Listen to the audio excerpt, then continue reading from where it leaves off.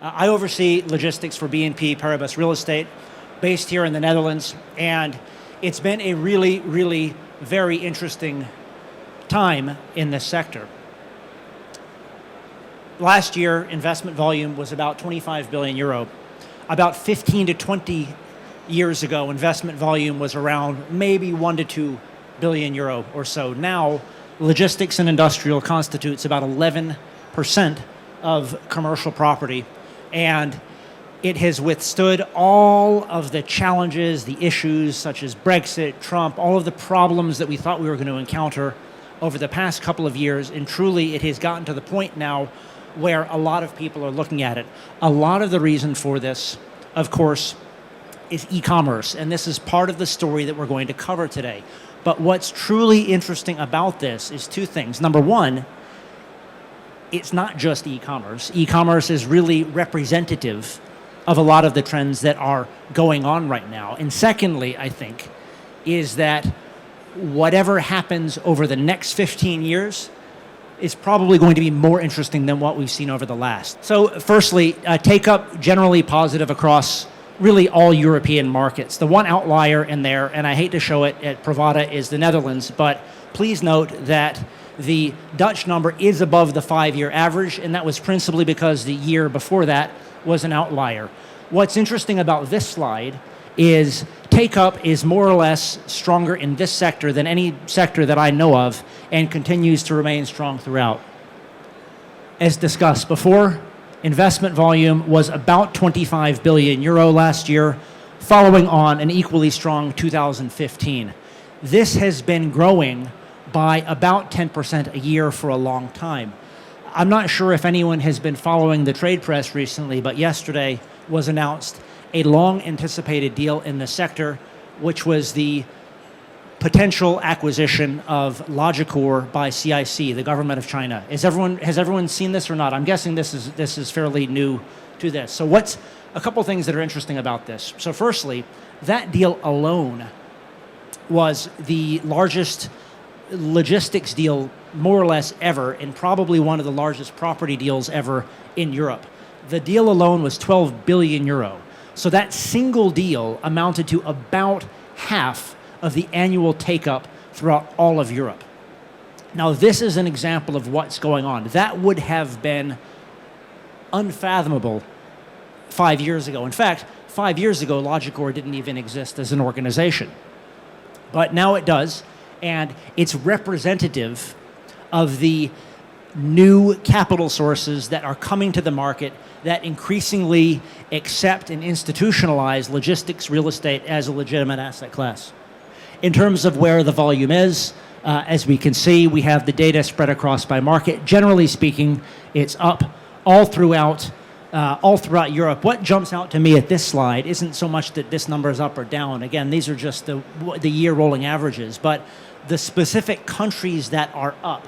And this is 2016 numbers. So you've got Italy, Poland, Spain, France, Ireland. Those are not usually the top list of countries when overseas investors come to Europe looking at investments. Very rarely do they start out in Ireland and Spain. 2-3 years ago, you would have seen Germany, Netherlands, UK, the usual suspects, as those countries continue to go. What this indicates is you're seeing more capital spillover into, I wouldn't call them secondary countries, but countries that are not necessarily on the top of the overseas investors list in Europe. Again, prime yields down more or less everywhere. This is no surprise to most people who've been operating in the sector for a while. And I think if I were to speculate as to where these chart will turn out next year, I think that you'll see them potentially compress even further still. We can talk about how much of this is driven by cap rates or rather by the financing market, but I think that that's a statement that you could make generally, really about not just real estate, but every asset class out there, bonds, stocks, whatever, everything's being driven by financing at this point.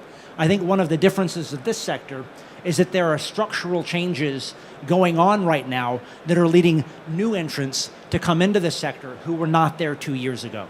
Comparing to offices, there is still a gap between prime office yields and what we are seeing as prime logistics yields. These have tightened, and I think that they are still tightening. Part of the reason for this would be Really, partially the difference in lease terms. Oftentimes, core offices tend to be on longer-term leases than logistics assets.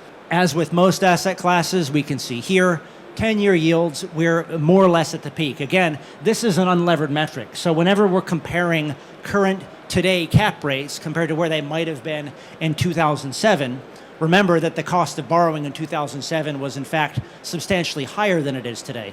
So on a levered basis, these would actually still be lower. And this would be the case that potentially cap rates could come down even further still.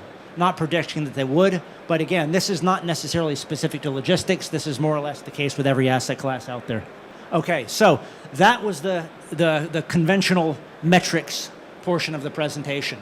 About e-commerce, a lot of the rationale behind this, a lot of the reason that additional investors have come into this space has been due to e-commerce. We all know that, but what's also useful is to try to quantify or articulate some of the reasons why on this. And to pick up, and Dirk, you feel free to jump in if you want, but Dirk and Prologis have put together, I think, one of the better studies on this discussion, which suggests that for a specific given volume of retail activity, e-commerce, as compared to traditional real estate, requires or absorbs approximately 3 times the amount of warehouse space. So a €1 billion company that does traditional retail will require 200,000 square meters of warehouse space, say, 200,000 square feet.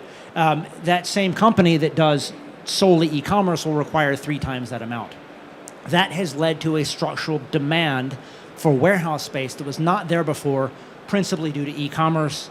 And we can see from this slide that the penetration of internet usage, of course, increases all throughout Europe. Also important to this, and specifically within the European context, is it's not all evenly spread out. Western and Northern Europe use more internet and they use it to purchase more. There still remain areas of growth, principally in Southern and Central Europe, where internet penetration and online purchasing is still not that high.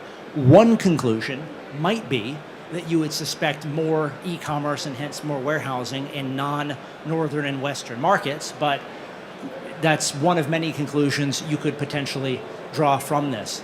I happen to think this is the case. Another interesting statistic as well that doesn't come up in these slides is, as of approximately today within Europe, North America, the supply of logistics space per capita in North America is still about 3 times the level that it is in Europe. Now, that's not necessarily to suggest that somehow there will be 3 times the growth in Europe, but when you look at it on a relative basis, clearly Europe remains undersupplied relative to North America. Continuing as well, so we've talked about, so the projections are that e-commerce will continue to grow by approximately 12% a year. These are from Oxford Economics and Gartner, and it's difficult to say whether or not this will exactly be the case, but clearly more people are ordering things online now than they did before. Generally speaking, that requires more warehouse space, and obviously it won't go up forever, but it is interesting to speculate about how much further it will go on. So just as a quick back of the envelope, as of today, approximately 5 to 10% of retail activity is e-commerce. So it's around 5 to 10%. Speculation is that will plateau around 15 to 20%. So you're going to have still 2 to 3 times the current level of e-commerce that we have throughout the European economy as a whole. That number might be wrong, but it's probably not wildly wrong. It won't be 2% more, and it's not going to be 10 times more. So let's assume it's 2%. Or let's assume it's 2 times. Now, if you believe what Dirk and Prologis say, all of this new e-commerce space should, in theory, require 3 times the amount of warehouse space that we had before. So implicitly, you could be saying somehow we're 6 times underserved with regard to e-commerce warehouse space in Europe.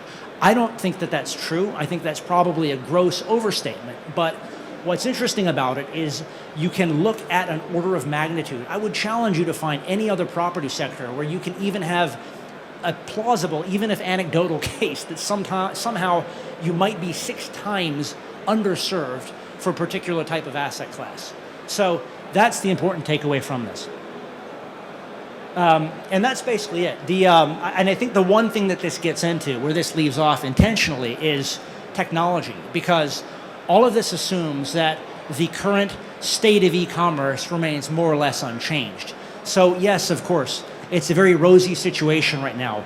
Absorption has outpaced even the most optimistic projections. New investors come into the market, but we as people who are focused on this sector need to take a big step back and think about what it's really going to look like 5, 10, 15 years from now, because supply chain and e-commerce created this opportunity. It was technology that underpins this, and that can just as well change it too.